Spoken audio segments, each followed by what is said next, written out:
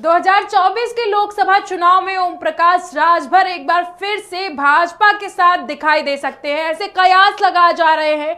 आपको बता दें कि पूर्वांचल में इनका जो धाक है, चुनावी धाक है, उसको लेकर के भाजपा और सुभाषपा का गठबंधन 2024 लोकसभा चुनाव को लेकर के अहम माना जा रहा है। सूत्रों के मुताबिक भाजपा सुभाषपा के गठबंधन की घोषणा अगस्त में हो सकती है।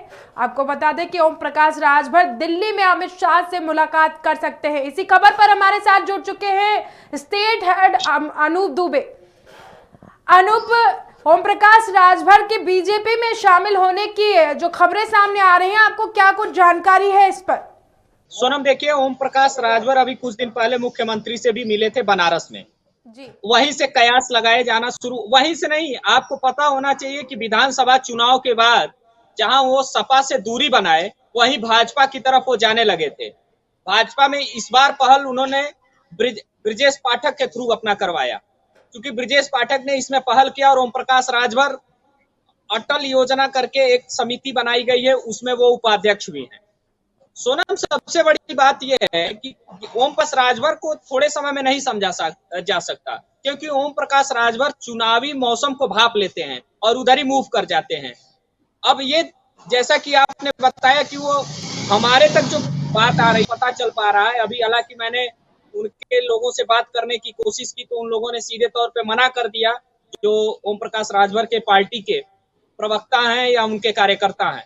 हालांकि ये 2 और 3 दिन में ही उनसे अमित शाह से मिल सकते हैं, ऐसी खबर हमें भी आ रही है, अमित शाह से वो मिल सकते हैं।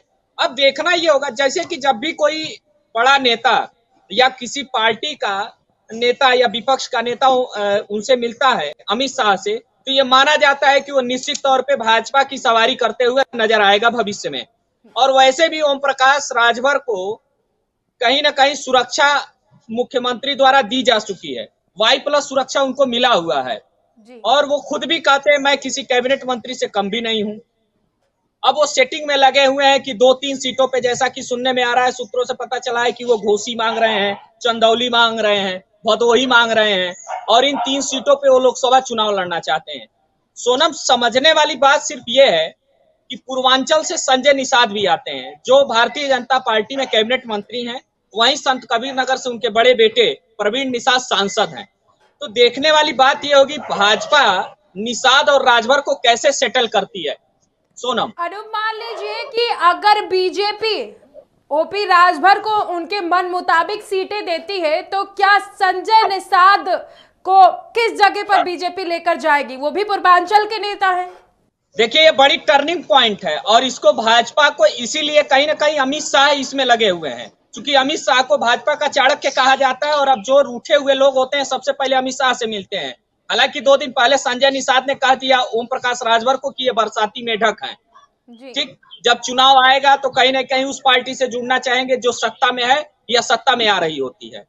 तो ओम प्रकाश राजभर अब कैसे सेटल होते हैं भाजपा में, चूंकि वो भाजपा से एक बार बाहर जा चुके हैं और फिर भाजपा से उनकी नजदीकियां और रिश्ते बड़े अच्छे हैं। जहां वो भाजपा को पानी पी पी के गाली देते थे, अब उसी भाजपा में वो फिर अपना भविष्य तलाश रहे हैं। वहीं संजय निषाद भी कभी सपा की सवारी कर चुके हैं, मगर संजय निषाद इस समय भारतीय जनता पार्टी की सरकार में कैबिनेट मंत्री हैं। उनके लड़के प्रवीण निषाद संत कबीर नगर से सांसद हैं। छोटा वाला लड़का उनका विधायक है, वो भी कम से कम 10 सीटों पे। आपको बता दें कि ये छोटी छोटी पार्टियां जो है ना, अपने लोकसभा में कहीं ना कहीं अपने आप को बड़ी लिस्ट देती हैं। अब ये 10 सीटों पे चुनाव लड़ना चाहते हैं संजय निषाद। ओम प्रकाश राजभर 3 सीटों पे मांग रहे हैं। तो अब ये देखना होगा कि जो भारतीय जनता पार्टी के रणनीतिकार हैं, इन दोनों लोगों को कैसे सेट करते हैं। हालांकि एक चीज बता दें, कभी बहुत पहले संजय निषाद और ओम प्रकाश राजभर के रिश्ते बड़े अच्छे थे, मगर कहीं ना कहीं ओम प्रकाश राजभर और भाजपा में आ रहे हैं तो संजय निषाद की जो टेंशन की लकीरें वो बढ़ती जा रही हैं। सोनम, अनूप, जिस तरह से देखा जा रहा है कि पूर्वांचल में राजभर वोट बैंक और निषाद वोट बैंकों को अहम माना जाता है, तो आपको क्या लगता है ये 2024 में कितना कारगर साबित होगा? देखिए, उत्तर प्रदेश में हिंदुस्तान के जो चुनाव होते हैं वो जातीय समीकरण पे होते हैं। ये बात सही आपने कहा कि अगर गोरखपुर पूर्वांचल का बेल्ट माना जाए तो निषाद और राजभर का वोट बैंक है। कहीं ना कहीं उसी पे ये दोनों लोग खेलते भी हैं। तो इनके जाने से कितना भाजपा को नुकसान हुआ था भाजपा जान सकती है, इनके आने से कितना फायदा होगा ये भविष्य में ही पता चल सकता है 2024 के चुनाव में। पर अब ये देखना होगा कि राजभर को भाजपा की सवारी कितनी कारगर होती है। सोनम जी, वही हम बात करेंगे कि अखिलेश यादव और मायावती को अगर ये बीजेपी में शामिल होते हैं ओपी राजभर, तो उनको क्या नुकसान होगा और क्या फायदा होगा। देखिए, उनके फायदे नुकसान की बात अभी नहीं करी जाए। देखिए, बसपा तो अगर देखिए ना आप किस तरीके से अपनी जमीन खोती हुई नजर आ रही है। बसपा का आज के समय में एक विधायक है, सांसद की क्या स्थिति है आप ये जानती ही हैं। तो वो लोकसभा में दम भर रही हैं, मगर आपको बता दें कि कहीं ना कहीं वो भी भाजपा के ही सहारे चुनाव लड़ना चाहती हैं। लेकिन बीएसपी की तरफ से तो साफ तौर पर जाहिर कर दिया गया है कि वो ओम प्रकाश राजभर से गठबंधन नहीं करेंगी। तो ओम प्रकाश राजभर उनसे गठबंधन करने भी नहीं जा रहे हैं ना। ओम प्रकाश राजभर इतने कच्चे खिलाड़ी नहीं है कि वो मायावती के साथ जाके सेटल होंगे। देखिए, यहाँ एक कहावत बड़ी सटीक है, पुरानी लाइन है कि कोई चलता पद चिन्हों पर कोई पद चिन्ह बनाता है, वही सूर्य माँ इस जग में दुनिया में पूजा जाता है।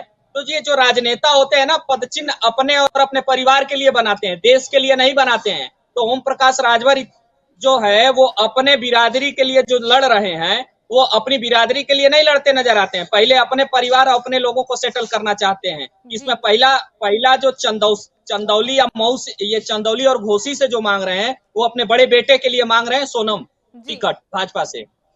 आगे की अपडेट के लिए हमारे साथ बने रहेंगे अनूप दुबे। तब तक के लिए देखते रहे एपेक्स न्यूज इंडिया।